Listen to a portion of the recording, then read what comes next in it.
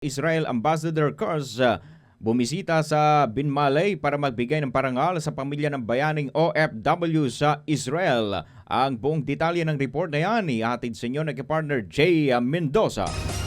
Bumisita sa bayan ng Binmaley ang Israeli Ambassador na si Dana Kirsch para magbigay ng parangal sa naiwang pamilya ng bayaning OFW na si Angeline Aguirre na nasawi sa kasagsagan ng giyera sa bansang Israel noong Oktubre 2023. Kabilang din sa layunin ng pagbisita ni Kirsch ang pagbibigay ng courtesy call kay Binmaley Mayor Pedro Pete Berrera III sa gobernador ng Pangasinan at sa mga mamamayan ng probinsya. The main reason of my visit is to give a big hug from all the people of Israel and the leadership of Israel to Angeli's family. Angeli was an OFW that unfortunately more than 2 years ago was murdered by Hamas terrorists, which are the terrorist organization, a Palestinian terrorist organization that has inflicted the most vicious massacre of Israelis on October 7th, 2+ years ago. But it's only one of the purpose, because another purpose is to meet the mayor, to meet the governor, and to meet as many people as I can to find additional ways to connect our two nations. Because Filipinos and Israelis are bound to one another, are connected even though we are kilometers away from one another.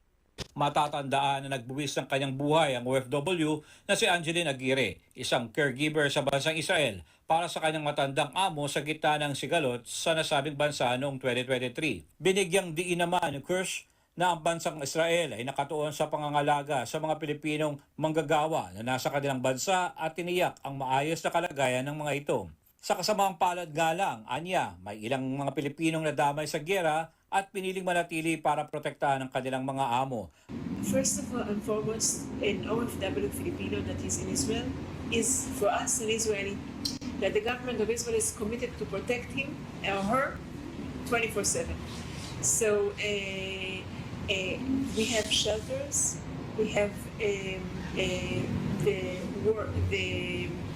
Ministry of Workers that is overseeing and seeing that everything is, that the payment is on the right track, and that everything, and the health insurance, that each and every OFW gets the maximum care both for his physical body and for his heart, and also for if there is, God forbid, some attacks. Dagdag pa ng ambassador na ang kanilang tulong sa pamilya na nasawing caregiver ay pangmatagalan sapagkat tinuturing ng pamalang Israel ang pamilya bilang bahagi ng kanilang bansa. Samantala, hiningaan ni Mayor Berrera ang bansang Israel sa pagbibigay halaga sa mga pamilyang naiwan na nasawing OFW na mismo ang kanilang ambassador. Sa ikalawang pagkakataon ay bumisita sa Binmaley para tignan ang kausapin ng pamilya ni Angeline Aguirre. Napakaganda sa kanila, no? Yung kanilang puso na sila'y may tunay na damdamin, lalo-lalo na ang kanilang ating mga OFW to the Israel ay nandyan pa rin ang kanilang pakikiramay. Despite na alam